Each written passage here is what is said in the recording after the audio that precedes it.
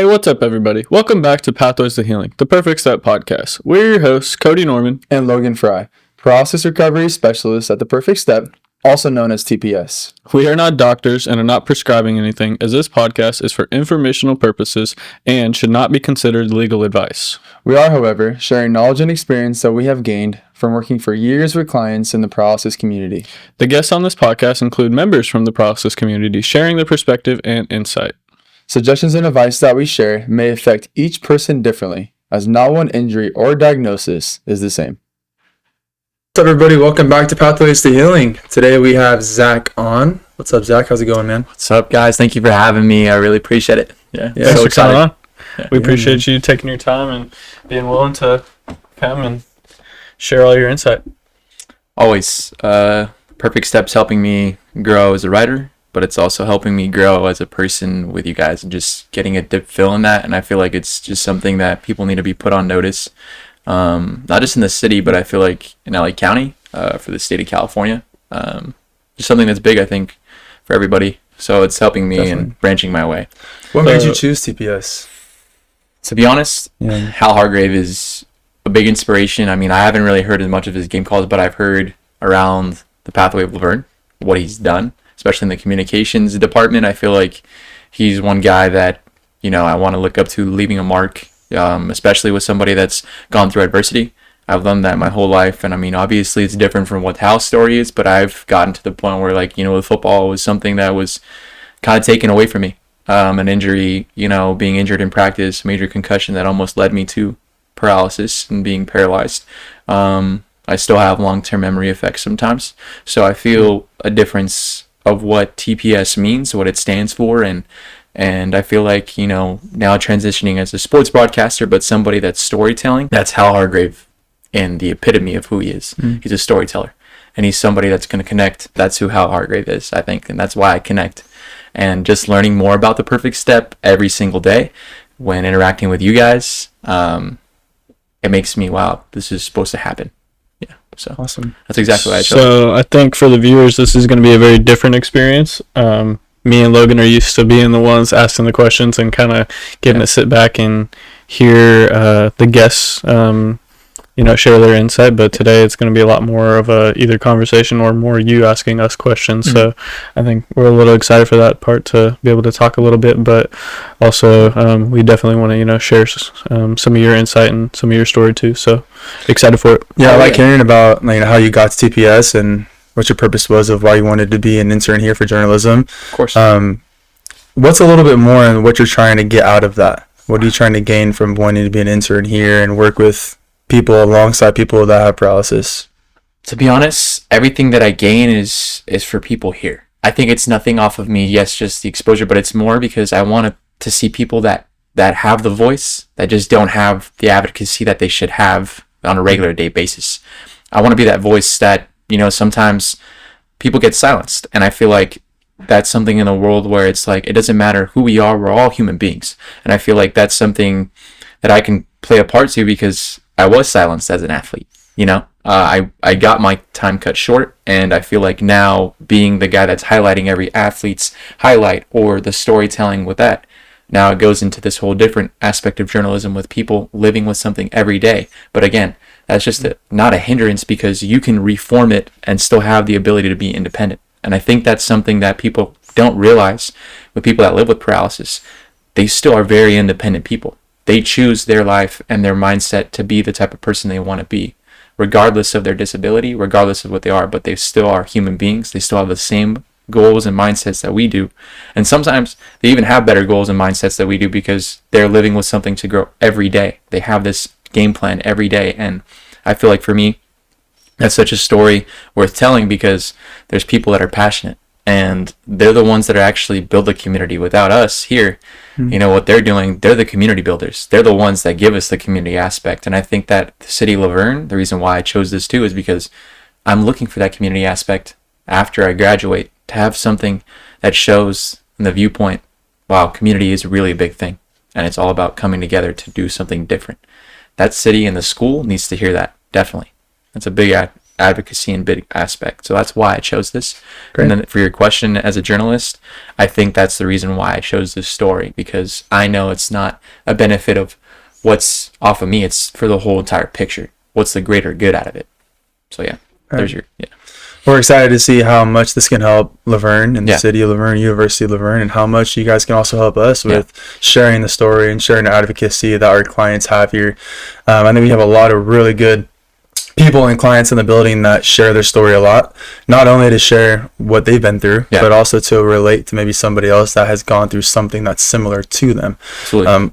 Every story is different. No one has one single story that's the same as somebody else, right?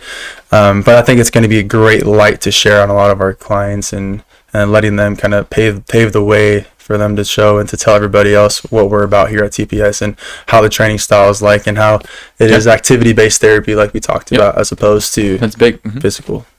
No, yeah. And I guess my first question to you guys, like you're saying, like, what does activity-based therapy mean, and how is it different from all these, real rehabilitation methods? Because this is honestly the newest one, and it's game-changing. So I just want to know more about that. Yes. Yeah, so I would say the Perfect Step is classified as an activity-based therapy center because we are not a medical facility that is associated with doctors or a PhD for physical therapy or occupational therapy. We're considered an activity-based therapy center because our practitioners do not have to train in order to reach a particular parameter set by insurance. We are not through insurance directly, so we don't have to train based off those specific parameters. So we train in whatever facet we deem is going to be most successful for our clients, and a lot of that is by doing so through particular activities or exercise-based therapy, in order to ensure that they can either recover, or they're all going to be hopefully recovering, but gaining strength, gaining back independence, increasing their quality of life, and a lot of that is through activity. We believe that exercise is beneficial for everybody. Exercise is good for me, it's good for Logan, it's good for you. So we don't understand the philosophy that exercise wouldn't be beneficial for somebody with a form of paralysis who is living in a chair for 80-90% of their day. We think that exercise is going to be more beneficial for those individuals. Activity is going to be more beneficial for those individuals. So we allow our clients to come in, and we allow them to get that form of activity or exercise through one-on-one training. Sometimes it's two-on-one when we need, an assistant to help us. But we facilitate sessions with them that are going to allow them to get exercise and get moving and get a form of activity, whether that's, getting on a spin bike and getting their legs moving, or doing our neurological style training of PNAR. It can be standing, it can be training toward activities of daily living. If they want to be able to brush their teeth again, they want to be able to brush their hair, they want to be able to transfer themselves. Any and all forms of activity or exercise you'll see us doing with our clients on a day-to-day basis. And I think the main difference of an activity-based therapy center is it's a type of therapy that is focused around activity, but it's more so focused on the exercise, not the medical side of things, like if you were in an actual hospital. And that'd be the way I would delineate. Well said. Touch on anything? No, definitely. Very well said. I think just to build off that a little bit more too, you said pretty much everything that I was even thinking too. But I think also at the end of the day, we are very goal oriented when it comes here. When our clients come into the building, we're very specific on who that client is, what their injury diagnosis is, what their body is feeling like for that day, or how it's presenting for that day. And we will make that tailored exercise program specifically to that one individual and make it goal oriented in the sense of whatever their goals are, what they want to accomplish in their life. Let's just say it's something that's not physical. Let's say they want to drive again, or let's say that they want to go back to school. We're here in the sense of supporting them in all different realms, not just the physical realm. But at the end of the day, like Cody said, we are activity-based therapy center. We are a paralysis recovery center. That's why our title is Paralysis Recovery Specialist. Yes. And we are definitely different than the traditional PT model. Not to say that there's anything wrong with it, because that's fantastic that our clients are going from that traditional PT route, being able to go through occupational therapy sometimes as well, and even speech therapy, that's going to set them up for so much success when they come into our program too. So we try to continue that care and continue to allow our clients to see results, see progress, and attack their goals as much as they can. Yeah, and you're honestly saying how you're attacking the whole entire body too, because sometimes people realize, like you said, there's certain type of areas where it's speech therapy, and then there's physical therapy on the medical side. But with this too, like you even say, like the first thing you said is that's emotionally. That's something that people, tend to realize and try to break. And sometimes physical therapists have this idea where it's like, well, you're doing this and this, but at the end of the day, like you're attacking not just your mind, your body, but emotionally, and knowing that, hey, you're a person, I have the same feelings as you, but I want to make sure before we even get started with this activity, how are we going to go through this training session? So I think that's big that you're touching on that, because activity-based therapy is something that's groundbreaking, and that's, getting this exposure and starting to show the ability, what it has to offer. I think the biggest delineation, other than, yes, we don't have a doctorate of physical therapy or other than that, but it's also the stage of recovery that an individual is in, right? So we do love physical therapists, we love occupational therapists, because generally there are special occasions where it's not the circumstance, but generally if somebody has a stroke, traumatic brain injury, spinal cord injury, they go through that first. They go to a hospital, they go through PT, they go through OT, and they go there as long as they can, and then eventually you've probably done PT eventually, you're not meeting those certain goals or parameters that are set by insurance. A lot of the times it's not, from what I've seen, it's not set by the physical therapist. It's set by the insurance that they have to train toward a certain parameter. And if they don't meet that, then PT is no longer covered, OT is no longer covered, and they get put back into the world because they are at a stage where they think their recovery is as far as it's going to go. And it's like, okay, I'm able to transfer myself, I'm able to drive myself with a spinal cord injury, but I still need to be able to exercise, and we believe that they still have a long way to go in their recovery. So once they're out of that traditional model of PT, OT, and insurance is no longer covering, it's like, okay, you get put back into the world, what's next? And for us, we believe that there should be something that's next, because there wasn't until something like the Perfect Step. At the time it was, Project Walk when it officially started, but it was what is the step after that? And so that's where we believe we fit into the model of, in that chronic stage of recovery, for somebody who's 5 years post-injury, who's not doing PT or OT anymore, like, they still need to exercise. Like I said, it's good for you, it's good for me, it's good for Logan. It's going to be good for those people too. So I think that's one of the biggest things that separates us, is we are in the chronic stage, and it's not like we're not trying to steal clients from PTs or OTs. We want them to go to them first. We want them to put them in a good position. And continue that while they're at our place as well. Of course. And I think that's a big misunderstanding about our place, is like, oh, they're trying to, be this new type of PT. No, I didn't. No. I could have went to physical therapy school. Logan could have went to occupational therapy school if we wanted to. It's not what we wanted to do.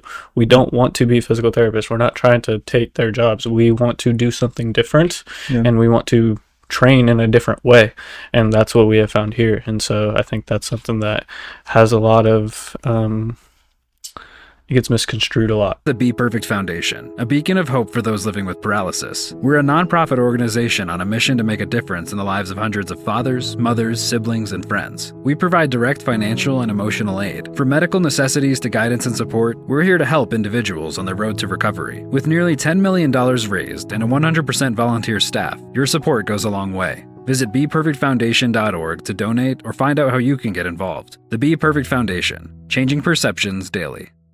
It is. And we've talked about it in many of our stories already, even on interviews. And I think what's something that's different is that, sometimes people say, it's hard to take risks. It's harder to be in ones that break barriers. Right. And I'm going to go back to what Hal says. The idea of him even doing this, being able to set this up and giving you guys this platform, and then now you guys are writing your story into it, that's breaking a barrier in itself.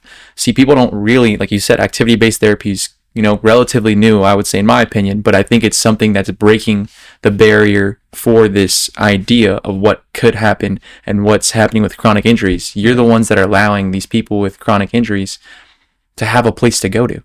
when no one gives them that opportunity. Not saying that they don't want to, but when insurance is not covered by it, I mean, you're giving this ability to say, hey, we're still here for you. We still want this. And I think, to me, like, that goes into my next question when you were saying it was, how does activity-based therapy be effective for, like, individuals that live with paralysis recovery for a long, long time? Like, how do you guys handle that, with somebody with chronic, can be in a chair for more than 5+ years, 8+ years? Yeah, I was just thinking about that when we were talking about our clients coming to us for that continuum of care, for the chronic care stage of recovery that Cody was talking about. And there may be people asking, well, what about the gym? They can't go to the gym and go use those machines at the gym. Well, it's like, not every single one of our clients have the physical ability to be able to get themselves out of their wheelchair, right? Or they may not even have the help from caregivers or family members at home to be able to help them to move their body in ways that we can. Thankfully, we have a very good training protocol set into place for all the specialists and the Frye assistants when it comes to lifting our clients out of the chair safely, understanding their body and what the paralysis is going to be like, maybe for each client, and each client's different, what different types of neurological disorders are and how we can work with them, how to reduce secondary complications, right? Like, let's say UTIs, pressure sores and ulcers, let's say low blood pressure, and there's so much more that comes along with that. Those are just some of the physical secondary complications that our clients combat. If we're able to be a light on educating some of the new clients that come in, let's just say they're 6 months post-injury, not to say that we know exactly what's going on, because we don't experience that paralysis ourselves. But if we're able to learn some stories from previous clients that we've had and maybe relate that, or allow some new clients to connect to previous clients that we've had in the building, I think that's super beneficial and very valuable. Not to mention, along with all of the mental and emotional benefits that come from, one, having a community here. All of our clients are close together. They hang out outside of here too. We have events like we did just last Saturday at Roll and Rally Sports Festival at the Claremont Club. And just the support that I think our clients have within the building from other people is amazing. And you sometimes can't get that at some commercial gyms, depending if you know people. And the other thing that I'd kind of add on to that, because everything you said is absolutely true, but we also try to address the lower extremities for somebody who has spinal cord injury. We're not just, I mean, if you go to the gym, you can do upper extremity stuff if you have the function, right? But there's no way for you to get your legs moving, being active. So we do address the lower extremities. We address the body as a whole. We have a holistic approach that we think is beneficial and allows our clients to find success. And adding on to that, it helps with what Logan was saying, the secondary complications. They're more active. They're getting less pressure sores. They're having less bone density issues. Their blood pressure regulation is getting better because they're standing for longer periods of time. That's another thing they really can't do just at a gym by themselves. Most of the time they can't stand. So we allow them to stand, whether it's in a frame or by some form of setup that we have. There's different opportunities that we try to offer our clients that they wouldn't be able to get by just going to the gym and, hitting chest and buys. No, and I think for that too, like, understanding that, because even when my first day here, I learned right away, and I'm glad you said that, what activity-based therapy is so big, and all these things that go into it. And I think, always wanting to learn, that's why I asked Nate too, was, overcoming these challenges. And I want to see how it applies to you guys, where it's like, what are some biggest challenges you feel like clients, and like you said, every client's different. So, I mean, just bits and pieces, but I feel like when we're starting activity-based therapy, what are like the common challenges you guys see from clients? I can think of even some today that I've had with one of my clients, but nerve pain is a big one. I think our clients deal with that a ton, and there's this really good Instagram account that one of my clients actually showed me, and it's a description of what nerve pain feels like, because sometimes it's really hard for our clients to even describe what that nerve pain can feel like, and I had different visual representations of what that nerve pain may feel like, and even seeing the picture of it, we may not have any idea of what that feels like. So I think our clients deal with things like nerve pain, pressure sores and ulcers when they come into the building. Maybe even spasms are more severe on that given day. And spasms can be painful, and they can cause some nerve pain. So we do tell a lot of our clients too that when you join the program, your nerve pain may get worse before it gets better. your spasms may get better or worse before they subside. But the good thing is that we help our clients to use those spasms to their advantage in order to feel the sensation from the spasms and from the contractions and try to connect their central nervous system back to their brain, or central nervous system back to their body, from their brain down to their body. So those are a lot of the good things. But I mean, there's going to be some secondary complications. There's going to be challenges on given days. And like Nate said in his interview, the very first question we ask our clients are, how is your body feeling today? Because it's always going to be different. I'd say he kind of touched on one of the main challenges is we can never build a program that we're going to be like, oh, it's Monday, I'm going to go do this with my clients, right? You go to a traditional PT, you rolled your ankle and you got to do some ankle rehab. They hand you a packet. All right, go do these. Not saying that's always the case, but in some instances that can be the case, right? So we understand that their body is going to be different every single day. You can try to do that and have this big old plan of all these different exercises that you were going to do, and they can say, oh, actually, I have a pressure sore on the bottom of my foot, so I can't do any standing stuff, and you were planning on doing basically all standing stuff on that day. So because of that, a challenge is we do not try to create a program for them. We understand that each and every day it's like, okay, you come in, you tell us how your body is. Now with whatever your body's feeling, if there's good things, we're going to try to use those good things. If there's bad things, you're in some form of pain, maybe we'll address that pain so that when we go to do something else later on, it has subsided or it doesn't feel as bad.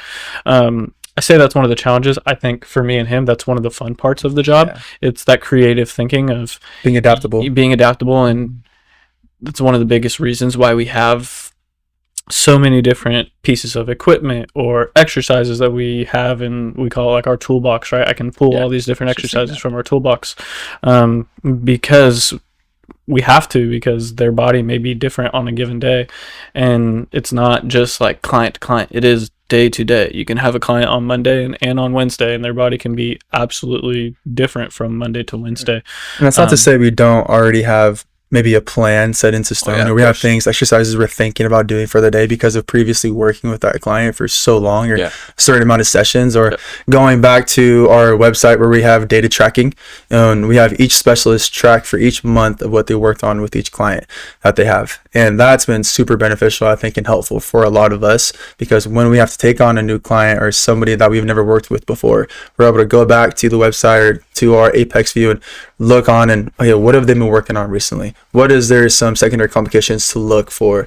How can we best accommodate this person during their session? So there is typically some form of maybe a thought out plan, but like Cody was saying, if we have to be adaptable on the spot, then we do, because time is money, and we're all about trying to be as effective and efficient with our sessions. No, and I think that's a big thing, because, and that goes and segues to like a whole another area where I feel like we're starting to touch the basis off of not just paralysis recovery, but neurologically too with recovery. But you're saying adaptability, and I think the one thing that activity-based therapy is so good at is the adaptability portion of what it's doing, because at the end of the day, like you say, every client's different. And I think in the world, especially with groundbreaking stuff that we're going to see, I feel like future, and that's another question later on, looking at other things 5-10 years down the road with, activity-based therapy, it's the adaptability has to be that core foundation, because there's a lot of things that are that trial and test run that people don't know yet, but that's what Hal's advocating, is that cure towards it. You have to be able to be adaptable to see all these different things. And I think with that, like, how would you say, like, not like traditional rehab sessions, but like with working well with neurological patients in recovery too, what's that approach besides, doing paralysis recovery too? How would you say you guys work with that? We're able to speak on few components of that, but we're not allowed to really like dive in too far. But for the most part, it's similar to what I was trying to say earlier about the central nervous system training. Yeah. So a lot of what we do, and that's kind of where we separate, I think, between the medical and the fitness as well, because that neurological recovery, like you mentioned, that includes a lot of our clients connecting through their nervous system back from their brain to their body, and then also from their body, from their sensory nervous system, their peripheral nervous system, from their body back up to their brain.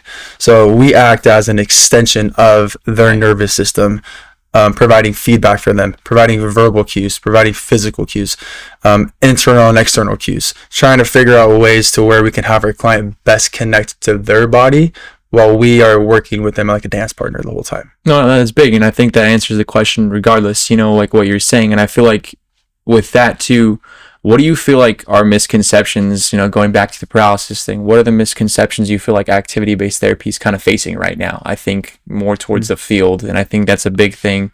No, Good question. I'm saying I think it's a big thing. No, that is. Yeah, I think it's huge from a collective of activity-based therapy centers, and then I think individually it's a challenge for us with the name The Perfect Step.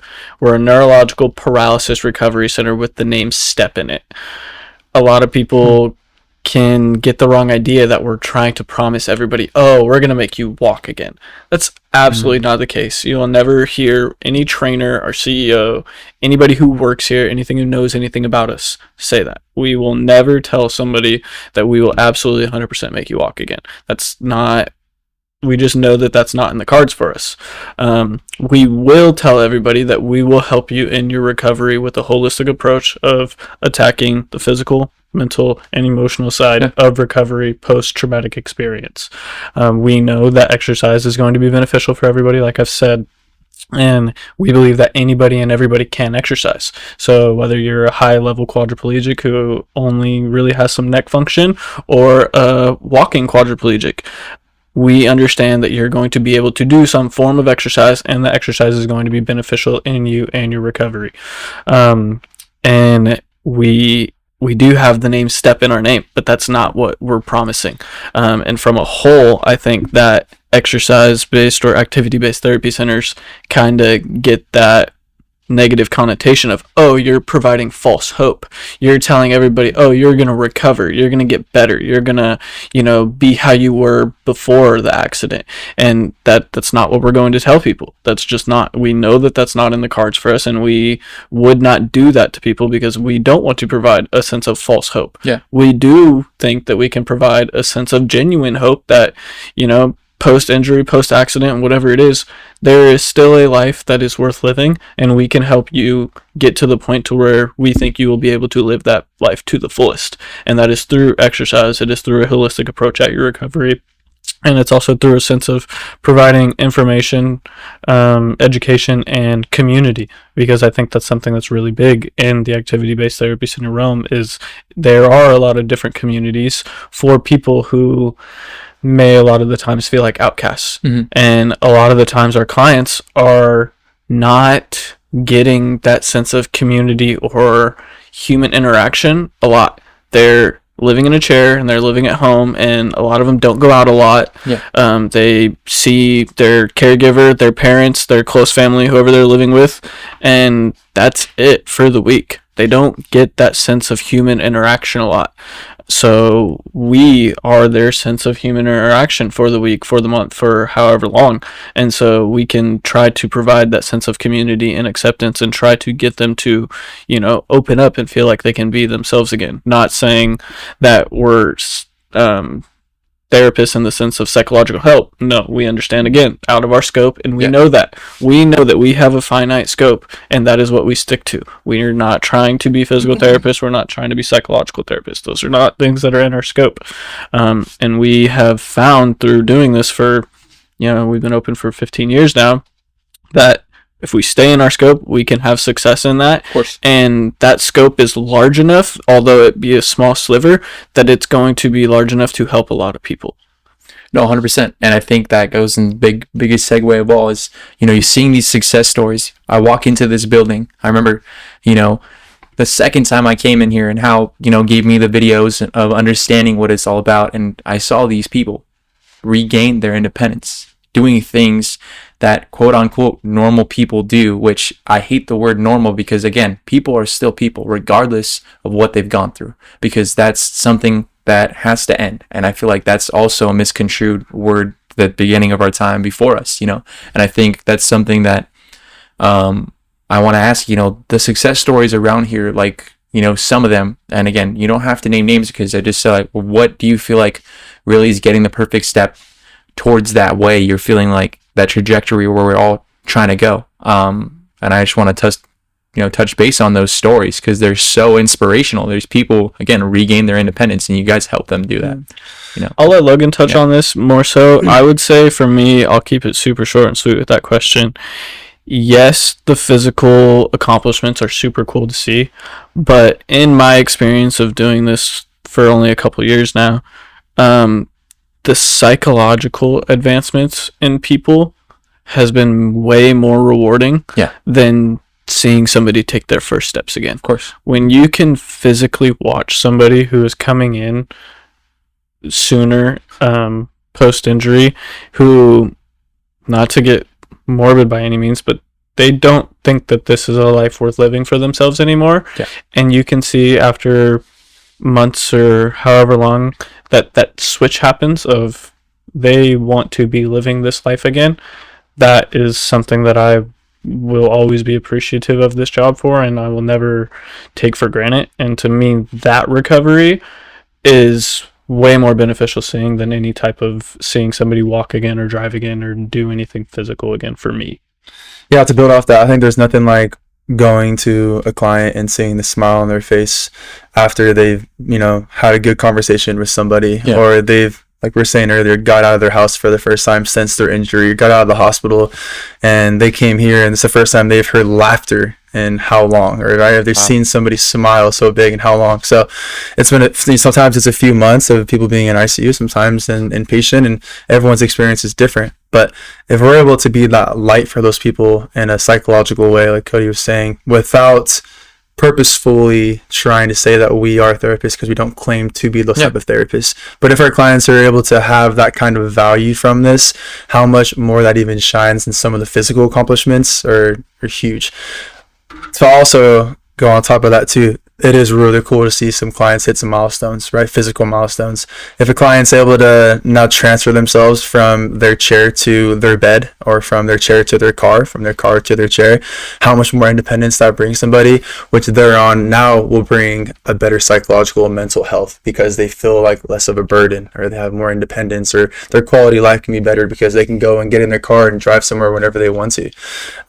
Those kinds of physical things and the physiological and the psychological, the mental things, all add together into this one encompassing piece of positivity and health. And that's what we're trying to promote, is that exercise is medicine in the form of all these different realms. Business owner in the retail, restaurant, hospitality, or petroleum industry, you have ambitious plans for multi-site remodels, refreshing your brand, and integrating the latest technology, but you need a partner you can trust to bring those visions to life. Enter Apex Imaging Services. With a legacy dating back to 1949, we've been at the forefront of innovation and transformation for over 7 decades. From licensed general contracting in 48 states to cutting-edge tech solutions, we've got you covered. Our services include everything from interior and exterior refreshes, open and closed remodels, and technology integrations, to 3D virtual tours, data analytics, and cloud security for Fortune 500 companies. But it's not just about what we do, it's how we do it. We're dedicated to quality, value, and efficiency. We listen to your needs, tailor solutions to your goals, and deliver results on time and on budget. So whether you're planning your next remodel, seeking to enhance your brand, or embracing the digital age, Apex Imaging Services is your partner for success. Visit apeximagingservices.com to learn more.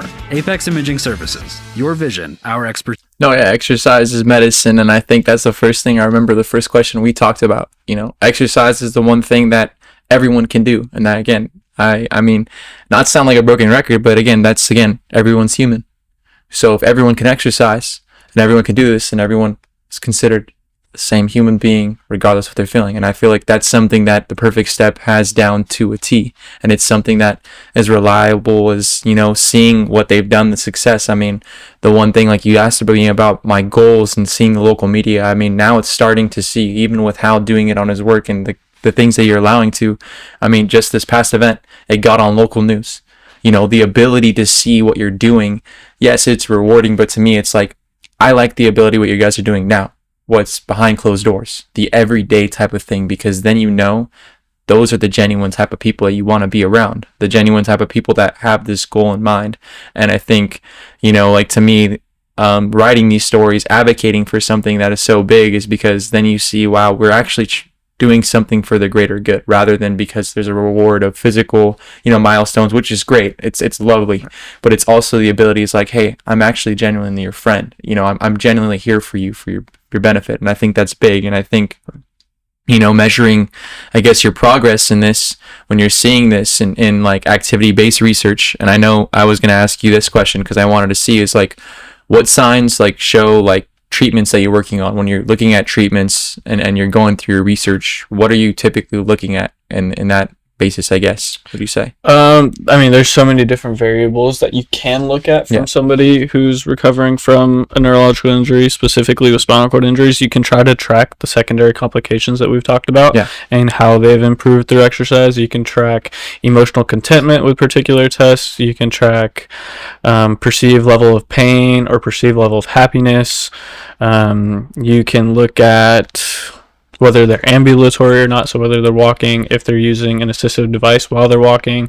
There's so many different variables that you can look at that we've tried to do as much as possible. And I think one of our struggles with research has been that fact that we've gone way too big and we've tried to track every single thing when realistically it's like, okay, but if we're really trying to prove effectiveness of the model, why don't we pick two things and show that our model does improve those one or two things, and then try to, okay, yes, we've proved it helps these two things, right? Yeah. Now let's go to a third thing. Let's go to a fourth thing. Instead of, I think the initial approach was like, we know it's great, we know it works, let's just show everybody how great and how much it works with too much data. And so I think that's kind of something that we've done over the past year or two, is taken a step back and said, okay, yes, we have, 15 to 30 different data points in a given study, but that's not what we need to prove. We just need to prove that one or two of them is really effective. And so that's kind of where we've gone, is focusing on just one or two variables of, how does exercise post SCI affect somebody's perceived level of happiness, and just studying that and seeing how that has affected our clients versus trying to, like I said, show that it helps every single thing of your life. Because and with that, you're going to find that, some things from this model aren't going to be as beneficial as you thought they were. And that's okay. That's what research is. It's proving things right. It's proving things wrong. And I think finding out what types of things that do work that we thought were going to work are just as important as finding things that we thought were going to work that don't work, and adapting our models so that we're not doing those things that are not going to be effective for those clients anymore. Are you allowed to talk on any of those variables of how you guys are narrowing the scope with research? We just had a paper published, I want to say like 2 weeks ago, and I think that looked at, I want to say it was independence and level of pain. That one tracked whether they were ambulatory or non-ambulatory. So how this model affects somebody when they are walking versus when they're not walking. And then how coming here through their first 6 months affected their pain levels and affected their what they thought was able to be independent. Wow. And I'm not the biggest fan of the independence marker because you can have a lot of bias. We'll have somebody who is not what you would really define as independent on, trying to figure out the right way to say this. Somebody may perceive themselves as having a lot more independence just because that's how they see themselves versus what the actuality of somebody else could have more but see themselves as have less. So the independence one is kind of a little bit wonky for me. The pain level one is kind of the same thing though. Like my 3 out of 10 of pain is not your 3 out of 10.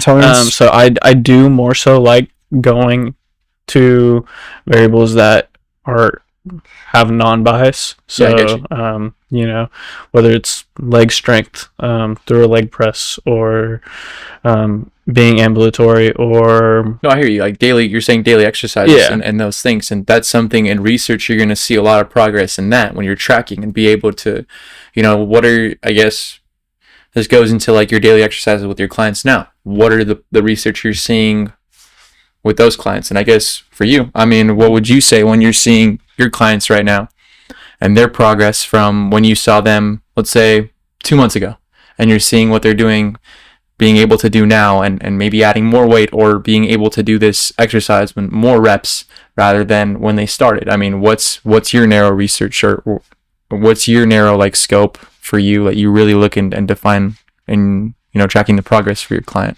Yeah, definitely. It depends on the client and what we're working on for Yeah. sure. But I think using weights is a big and a great way to track that.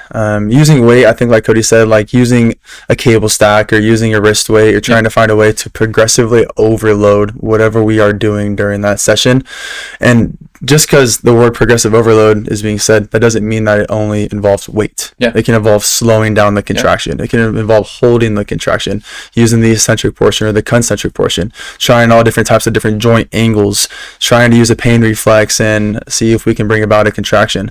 It really just depends on what we're working on. But in the sense of trying to narrow the scope, as far as what specific things I've been seeing in milestones with clients, I think a lot of lately have been how can we challenge them more, but allow them to still be successful in what we're asking them to do.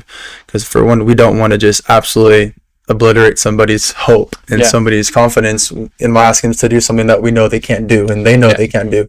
So finding ways to allow our clients to be successful while still being challenged, I found a lot of great work with. And I think as time goes on, I'm still always trying to get better at that. How can I best challenge this client in particular? And what's the best cue I can give them in order to make this exercise better? How can the selection of exercise be better? How can we stick to routines but still not be complacent? And then how can we still allow our clients to be creative and allow them to be excited about what they're doing too? We want our clients to be excited and stay excited about their progress.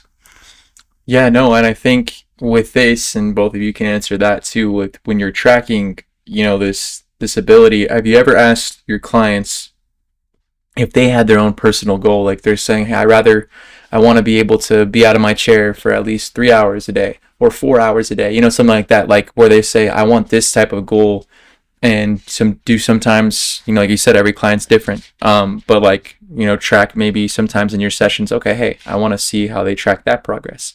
And I think that's something that's big, for people that would want to know that. Yeah. Right. When a client comes in for their first day evaluation, that's something that we ask every single client, right? What are your goals? What do you want to get out of this experience of coming here? And then every single 6 months and year after that, they'll take the same evaluation and they'll get asked that same exact question. And what we can do through time is we can track of, how their goals have changed, but also how we've met some of their goals or missed the mark on some of their goals and adjust their training style so that we're trying to meet their goals as much as possible with the training. Definitely. Well said. And do you ever have to like how do I say it? Like kind of like not reassess, but like kind of remind your clients, hey, this is the goal you wanted to reach. This is something that you wanted to say, because all the time. Sometimes, and I think that's big, because sometimes people will say, hey, when you're tracking something and you feel like, the clients forget, oh, this is what I want to do. Right. And am I doing enough or am I doing less? I think that goal gives them a purpose of how and why they're coming to TPS. It's a huge part of it, right? And we make SMART goals. So, and we talked about it: specific, measurable, attainable, realistic, and on a certain timeline. So, we make our goals, we make sure that they're specific to that client. It's not just going to be an outlandish or big, hairy, audacious goal. Yeah. It's going to be a goal that we know our clients can attain, but still a goal that's not going to be too easy. So, short term, within the next 6 months to a year, and then long term, we're talking 2 to the next 5 years, or however long that goal is going to take. Like Cody said, I think a lot of those goals that we decide and pick for our clients, we know that are best for them, and we have specialist goals for them and maybe physical, but they also have their own personal goals too that we help to try to support them with. And thankfully, our Be Perfect Foundation has a lot of other ways that they're supporting our clients' goals, and so many other initiatives going on, like the Roll and Rally Sports Pass, the Sports Pass event, like the Abilities Expo. Cody, Elmer, and I just went recently down in Cal State Fullerton at this at this athletics expo, and we had a lot of student athletes come up to us about potential internships. And so now even those internships can help us in so many different ways by having them do research for us and helping out with maybe some of that research and seeing a different perspective and letting them share their perspective on us. And then as we're educating, iron sharpens iron, right? And so as the specialists are educating those interns, the clients are also learning, and it's also making us better at what we do at the same time. No, yeah, and I think that's something that's so big. Just thinking about the ability that we're going. I think what I was thinking is like, what excites you guys, maybe going through breakthrough of like technology that you're seeing out there for activity-based therapy, or something that you're seeing for future, I think, things, because we never, hit the ground. I mean, we always talk about these things, and I know how it's starting to get into that fashion, but what excites you for the future, I guess, into this? From a research perspective, I think the most exciting thing that I've seen, and I'm not going to go into too much depth on, like, okay, I can get really excited about the whole Elon Musk Neuralink, right? And that is super exciting for me. But I think the most exciting thing is how much effort is going into the spinal cord injury or neurological recovery space from a research perspective, and how there are new ways that are getting looked at on a, let's say, day-to-day, week-to-week basis. And it gets me excited that there are so many smart, intelligent people who are pushing for there to be a cure for neurological injuries and diagnoses alike. And that part gets me super excited. And I think somebody might hear that and be like, well, why would you be excited about that? Because then you probably won't have a job anymore, right? We're a paralysis recovery center. If all of a sudden, somebody creates a cure for it, there's no need, you would think, right? Yeah. We don't think so. If that were the case, I think me and Logan could go home and be happy. We could find another job. And if that meant that, all of our clients got to live the exact life that they wanted, we would be more than happy to go find another job. Yeah. However, we also don't think that's the case. We understand that, say, a couple of years from now, there is a cure that gets found or discovered or created, and they need to start testing that to see if it's going to really work. Well, our belief and our philosophy is, okay, when somebody's going to be doing that, they're going to want to find a population of people that the opportunity for success is the highest. And what is that population? Well, it's going to be somebody who doesn't have secondary complications, who's actively exercising, and probably looking at somebody who's in a good psychological or emotional state, that whatever that cure is, it's going to have the best chance of being beneficial. Well, as we touched on, what are we trying to get for our clients? We're trying to reduce secondary complications. We're trying to get them active and allow them to exercise. And hopefully, through both of those other things, they're going to have a better psychological and emotional state. So we believe that we're trying to create the population of people who are going to be the first ones that are going to be allowed to go through that cure, that process. And then after that, okay, say somebody does get a cure, and somebody who was sitting in a chair for 15 years now can get up and walk. Again, this is all hypothetical. Yeah. Okay, they're not just going to get up and walk. They're going to have to do a form of rehab and learn how to gait train and learn how to walk again and exercise and strengthen all of those muscles. And that's where you guys come in. And that's, again, where we believe will fit in the future, if that hypothetical ever comes into a reality. So I think the field itself of neurological recovery, I'm excited because there's so much effort that's being put into it on a regular basis. And then that obviously gets me excited that there could potentially be a new way that the Perfect Step has fit into all of that. Right. From the exercise specific side, for my part, I think what I think about a lot when I think about new inventions or new ways to make what we do better and to make it more effective, I always think about different modalities, different machines, but also more education. Right? If we're able to educate ourselves more and allow a lot of us here, all the specialists and assistants, are able to have a better education on how the body works and what paralysis does to a specific person's body, what each different neurological condition can do to that person's body specifically. If we have all the knowledge and education, that may help us even more to be able to find better results with our clients. We may be able to see something from a different perspective or prescribe a specific exercise because we know that's a more appropriate exercise than the latter. But also with all the different machines that they're coming out with nowadays. If we can help our clients to reduce some of the nerve pain, if we can help just improve their quality of life, that's going to be such a big win for so many people. So where they don't have to live with constant nerve pain, or they don't have to live with very severe uncontrollable spasms, or with UTIs, or with low bone density. If we can decrease all of those secondary complications and improve the quality of life by using specific new machines or modifications or modalities that are going to be brought apart eventually, it's just going to happen as things continue to get better. I think that's going to be a huge win for us too. Welcome to The Perfect Step, a beacon of hope for those living with paralysis. We're not just another recovery program. We're pioneers in exercise-based recovery, transforming lives every day. Our mission is clear: to provide an improved quality of life through intense exercise-based recovery, education, research, and development. We treat conditions such as spinal cord injury, stroke, Parkinson's, and more. What sets us apart? Our clients often experience an improved level of function, sometimes even below their entry level. Imagine the possibilities when exercise is medicine. We're wheelchair-free, focusing on load-bearing activities to enhance function, bone density, muscle mass, sensation, and circulation. And it doesn't stop there. Our clients often reduce their medications and complications. But we're not just a program. We're a community of support. You'll meet peers who understand your journey, along with specialists dedicated to your recovery. Visit theperfectstep.com today and take the first step toward hope, health, and healing. The Perfect Step, where recovery begins.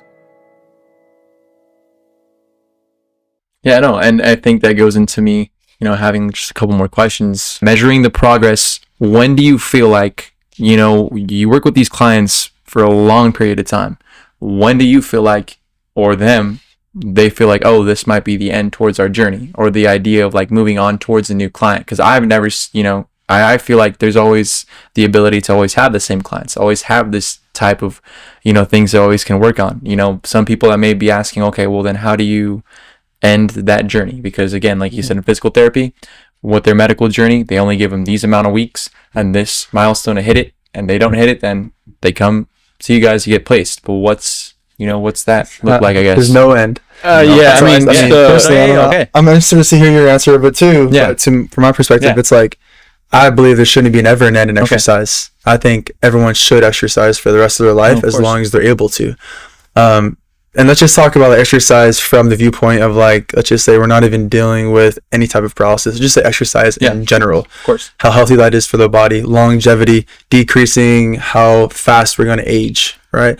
Trying to help with having more muscle mass on our body to protect us from falls, being able to reach overhead and grab something on the top shelf, being able to do those kinds of things that bring more independence to us as we get older and as we age. We know based off research is that exercise is one of the, if not the best thing that has allowed people to age more slowly and to be around as long as they possibly can. So why not continue to do that for the rest of your life? No, yeah, definitely. I mean, he touched on the majority of it, but I think for me, when I first heard that question, I would go straight to, well, our end time with a client would be they have met every single goal that they have set for themselves, and they cannot think of another goal that we have to allow them, or we have to play a part in them attaining said goal. If that were ever the case where they can't think of a goal that they need us for, then it'd be like, okay, you don't need us. However, we would still want them to be setting goals for exercise or for recovery, and hoping that they go on and do that themselves. Yeah. But as far as like a client not needing that, that's just if they ever met every single goal that they set with us and they can't think of another one, then that'd be awesome. We'd be happy to bid them farewell and say, go live your life and live it to the fullest. How can we support you? Yeah, no, and I think, how do you feel like both, because you both are in this perspective, we have therapists and in a way of activity-based therapists in this, because I can say that, definitely. I can say that definitely, because I can say activity-based therapists, because that's what you guys are, because you're focusing on activity-based, and the specialized category. And the research portion too, how do you feel like you guys, and with activity-based therapy, be more effective and accessible for more patients, and when you get the ability for more people to come in and I guess educate, what they're doing. I mean, there could even come a time where some of the clients are educating new clients. And I think, what kind of goes through your minds there in that perspective? Yeah, shout out to one of our ambassadors, both of our ambassadors actually, James and Rosa. But I know they both went to the Abilities Expo this last 2 weekends ago, and they did such an amazing job at educating new prospective clients, not just clients, but educating people that came up to our booths. And I think it's completely different hearing it from a perspective from a client. Mm-hmm. Hal can speak from that too, because Hal is a client sometimes. He's on our table and we work with him one-on-one. So that's a great also perspective to hear from Hal, somebody that's been injured for so long as he is too. But Rosa and James, I think, bring a unique perspective to the perfect step as far as ambassadors go and what they've been working on here, what they expect from their sessions, what they've seen as far as results go in their sessions. I think our ambassadors, and not just our ambassadors, but clients overall, can bring their testimonies and kind of allow people to know that we are a neurological recovery center that works with specialists, right? Like you said, with exercise or activity-based therapy, and how they can kind of separate from their inpatient or outpatient rehab kind of setting of how that went for them. And then now, since they're in our program, what the differences are like, what the similarities are, and how they feel like we can best approach their recovery. So it's really cool to see their unique perspective, because we can say it all day, but somebody that's newly injured or somebody that's a prospective client may not necessarily empathize with that, right? Because we don't know how they're feeling. But somebody that's been a client for a long amount of time, has seen multiple different amounts of specialists here at the Perfect Step. They have such a great viewpoint on what it's like to be here and how we're so much different than just traditional physical therapy. No, and that's big. That's big for something to see. Again, the community aspect, being able to spread what you want to say, the mission, the values, the creativeness, the innovativeness, the ability to just get it all around. And when someone can do that and pay it forward and do it for another person that's, being a client and that's doing it regular basis with you guys and being able to educate someone, that's how you know you're maybe leaving your mark on something you're doing. And I think my last two questions on my end are, in this ability, if someone's starting day one tomorrow, and what are the best tips you'd want to give them, in this goal that they want to set in this, this daily thing this journey you guys are going to take, because some people are hesitant because they don't know. They've never heard the perfect step, what we're trying to do. But what's your best advice for them to, to enjoy this journey to its fullest and just have that mindset? Ask questions and don't have a predetermined idea of what this experience is going to be like. Mm-hmm. Don't go into it thinking, I know it's going to be this. Oh, I've already done this. It's going to be like this. Try to go into the experience with just a blank slate, open mind. Mm-hmm. And as you're going through that and you're getting new information and education on certain things, ask questions when you need to ask questions.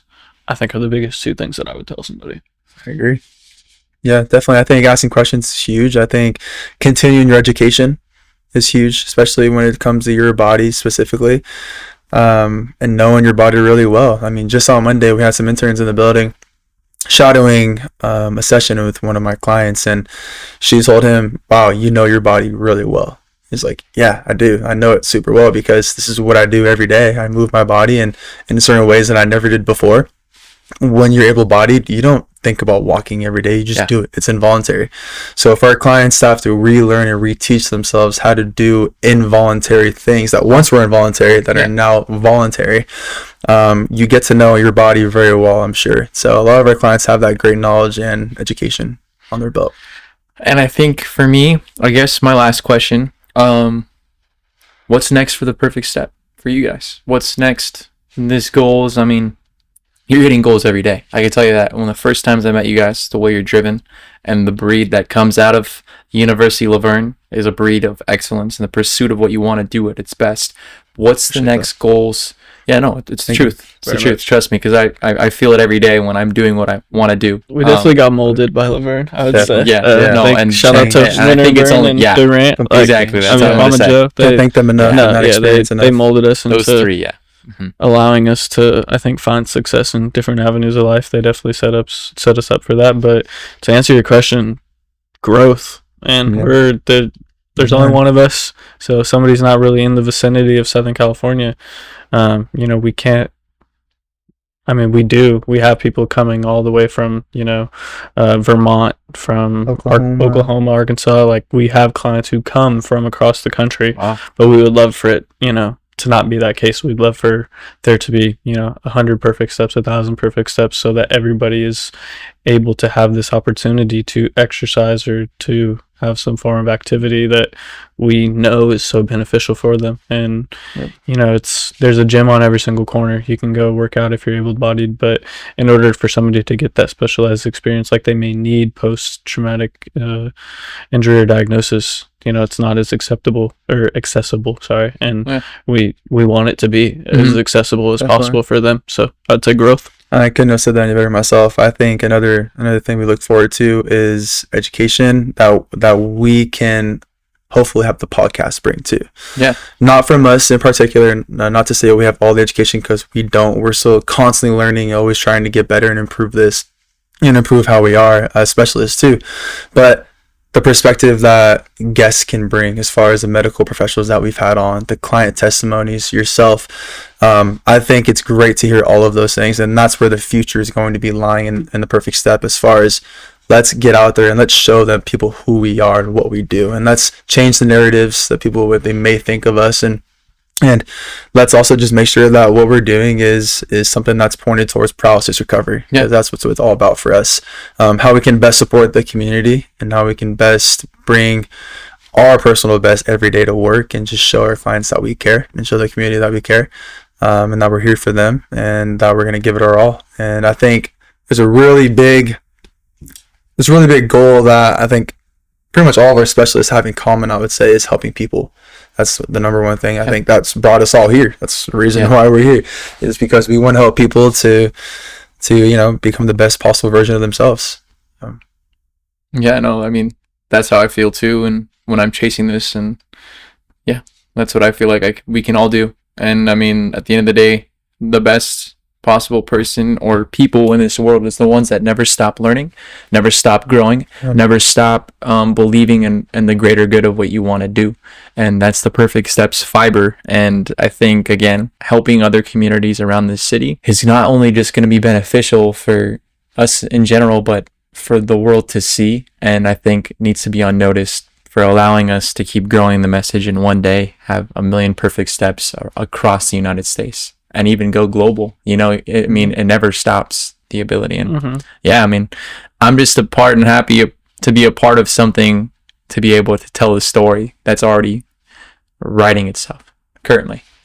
Yeah. Oh, we're happy you're here, man. Thanks for of course, hanging out with us, and thanks for asking good questions. And we're looking forward to the future. Yeah, we appreciate you guys for coming on. We appreciate it. Thank you. Really appreciate it. Thank you so much for joining us on today's episode of Pathways to Healing, the Perfect Step Podcast. Please remember to like, comment, subscribe, share, and feel free to leave a review by clicking the link in the description below.